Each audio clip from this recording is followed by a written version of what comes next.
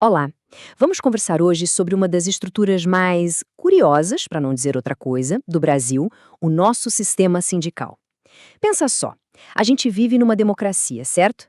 Mas o sistema que deveria representar os trabalhadores parece funcionar com uma lógica que, no fim das contas, limita a liberdade deles. É um paradoxo e tanto. E é para entender como isso é possível que estamos aqui. Então, a grande pergunta que vai guiar toda a nossa conversa é essa aí. Por que, hoje em dia, um trabalhador brasileiro não pode simplesmente olhar as opções e escolher o sindicato que ele acha que o representa melhor? Parece uma coisa básica, né? Mas para achar a resposta, a gente vai ter que cavar fundo, lá nas raízes de um sistema bem complexo. Olha, essa frase que a gente tirou das nossas fontes, ela é forte, né? Resume a situação de um jeito bem direto. E o ponto aqui não é só uma questão de burocracia, de papelada. É uma condição que amarra cada trabalhador a uma representação. Não importa se a pessoa concorda, se ela gosta daquele sindicato ou não, a regra é essa. Ok, então, para a gente entender como é que a gente chegou nesse ponto, não tem jeito, a gente precisa pegar a máquina do tempo. A chave para entender o sistema de hoje está lá atrás, num projeto de país que foi desenhado nos anos 30. E o nome desse projeto, dessa ideologia, era corporativismo. Pois é, na era Vargas, a grande meta era uma só: um Estado forte, centralizado. E para isso, a ideia era colocar todas as relações de trabalho, tudo mesmo, debaixo do guarda-chuva do Estado. A inspiração veio lá da Itália. A lógica era a seguinte: patrões e empregados não deviam brigar por seus interesses. Não, eles tinham que trabalhar juntos, em harmonia, para fortalecer a nação, o Estado. Qualquer conflito era visto como uma doença que precisava ser eliminada. E aqui, gente, está o pulo do gato, o ponto central de tudo. O sistema sindical brasileiro, na sua origem, não foi feito para dar força para o trabalhador. Foi feito para o contrário, para controlar o movimento dos trabalhadores. Então, aquela sensação que muita gente tem hoje de que o sindicato não resolve, que é ineficaz, isso não é um defeito do sistema. É o sistema funcionando como ele foi desenhado para funcionar. O sindicato foi basicamente engolido pelo Estado. E para amarrar bem esse controle todo, foi criada uma estrutura que a gente chama de tripé corporativista. São 3 pernas, olha só. A primeira, a categoria. Ou seja, a gente divide todo mundo por profissão. Isso já quebra a força de um movimento grande. A segunda, a base territorial. Cada sindicato só pode atuar numa área específica, normalmente um município, mais uma limitação. E a terceira, que é a regra de ouro de tudo isso, a unicidade. Só pode existir um único sindicato para cada categoria em cada base territorial. Pronto. Com essas 3 regras, o movimento sindical foi fatiado, fragmentado e, claro, controlado. Bom, o tempo passa, décadas se vão, e aí vem um momento de virada total na história do Brasil, a Constituição de 88, a Constituição Cidadã, um momento que prometia liberdade, democracia, novos ares. Só que essa promessa toda bateu de frente, colidiu com aquela estrutura antiga, autoritária, que a gente herdou lá de Vargas.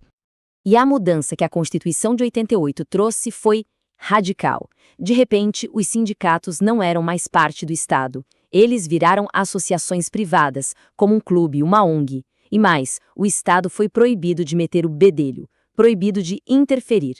Naquele momento, parecia que finalmente ia começar uma nova era. Uma era de liberdade sindical de verdade, com sindicatos livres e independentes. Só que aqui é que mora o grande paradoxo da nossa história. Porque apesar de toda essa cara nova de liberdade, a Constituição de 88 fez uma coisa inacreditável.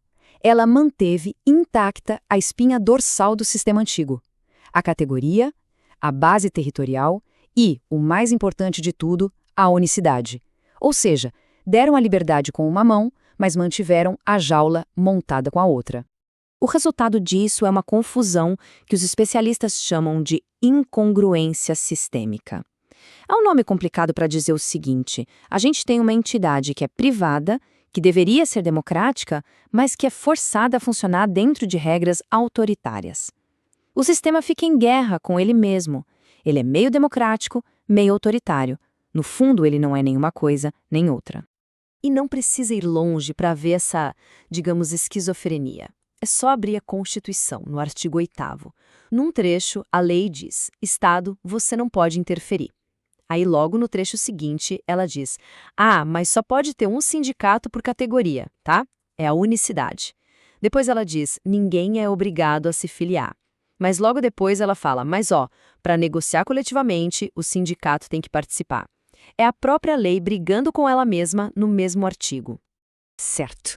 Então, a gente já entendeu a confusão teórica. Mas e na prática?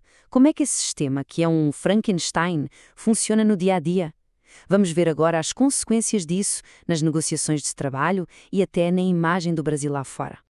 Basicamente, existem dois jeitos de negociar em grupo no Brasil. Um é a chamada Convenção Coletiva, a CCT. Pensa nela como um grande guarda-chuva, um acordo que vale para todo mundo daquela categoria naquela região.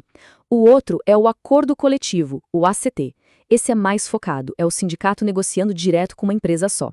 E aí veio a reforma trabalhista de 2017 e disse o seguinte: o que foi negociado no específico, no ACT, vale mais do que o que está no geral, na CCT. E isso mudou bastante o jogo. A reforma de 2017 também causou outro verdadeiro terremoto. Ela acabou com a obrigatoriedade do chamado imposto sindical. Por décadas, todo trabalhador, filiado ou não, tinha um dia de salário descontado por ano para financiar essa estrutura. Era isso que mantinha tudo de pé. Quando isso virou opcional, o que aconteceu? Muitos sindicatos que viviam desse dinheiro garantido e nunca precisaram convencer o trabalhador da sua importância, simplesmente quebraram.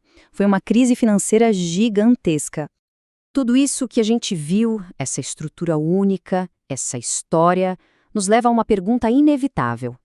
E lá fora, como o Brasil se encaixa no cenário mundial? Existe um jeito certo, um padrão internacional de como a liberdade sindical deve ser? A resposta, acredite, pode ser resumida em um único número: 87, e um X bem grande em cima dele. Esse número é da Convenção 87 da Organização Internacional do Trabalho, a OIT. Ela é basicamente a certidão de nascimento da liberdade sindical no mundo. E o fato chocante é esse: o Brasil, um dos países fundadores da OIT, uma das maiores democracias do planeta, é um dos poucos que nunca, jamais, ratificou essa convenção. E aí a pergunta é óbvia, né? Mas por quê? Se esse é o padrão ouro da liberdade no mundo, por que o Brasil ficou de fora dessa? A resposta é curta e grossa e nos leva de volta para o começo de tudo, porque a Convenção 87 defende uma coisa chamada pluralidade sindical, e essa tal de pluralidade bate de frente, é o oposto total da nossa unicidade, que está lá, escrita na pedra, na nossa Constituição. Simples assim, o nosso sistema é, por lei, incompatível com a liberdade sindical defendida no resto do mundo. E com isso, a gente chega no coração da coisa, na grande questão que todo esse paradoxo coloca na mesa. Afinal de contas, o que realmente significa ter liberdade sindical? O modelo que existe lá fora, a pluralidade sindical, é bem simples de entender. Significa liberdade. Ponto. Liberdade para criar quantos sindicatos quiserem na mesma cidade, na mesma profissão. Liberdade para escolher em qual entrar, ou para não entrar em nenhum. A ideia é que, com competição, só os sindicatos que realmente trabalham, que realmente representam os trabalhadores, é que iriam sobreviver. Tem uma metáfora que resume perfeitamente essa herança histórica. Dizem que Getúlio Vargas adotou as crianças e matou os pais. As crianças são os direitos da CLT, que ele deu por lei. Mas os pais, que seriam os sindicatos fortes e independentes que lutariam por esses direitos, esses ele enfraqueceu com o sistema corporativista. Em outros países, foram os pais que conquistaram os direitos para as crianças. Isso tudo nos deixa com uma pergunta no ar, para a gente pensar. E se, de repente, o Brasil resolvesse derrubar esse tripé, a categoria, a base territorial, a unicidade, e abraçasse de vez a liberdade de associação? O que aconteceria? A gente veria o nascimento de sindicatos mais fortes, mais representativos? Ou isso criaria um caos, um vácuo de poder? Essa é a pergunta que vai definir o futuro do trabalho no Brasil.